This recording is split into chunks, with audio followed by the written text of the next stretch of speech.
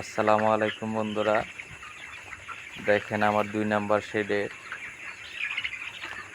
মুরগিগুলা এখন মোটামুটি একটা পর্যায়ে আসছে।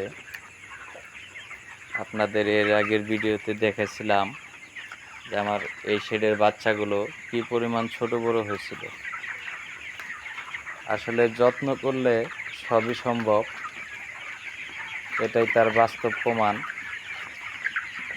দেখেন আমি তো আমার এই শেডটি নিয়ে প্রায় আশা ছেড়ে দিয়েছিলাম যে এই ঝড় বৃষ্টির সময় এত ছোট বড় বাচ্চা এই শেডে হয়তো আমার অনেক বড় ক্ষতি হয়ে যাবে, কিন্তু আল্লাহর অশেষ রহমতে দেখেন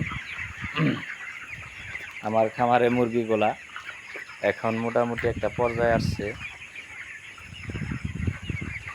আসলে খামারে যে কোনো একটা সমস্যা হলেই আমরা খামারিরা হাল ছেড়ে দিই, শুধু ওষুধের উপর নির্ভর করি যে ডাক্তারে ওষুধ লিখে দিবে, ওষুধ খাওয়াবো, মুরগি ভালো হয়ে যাবে।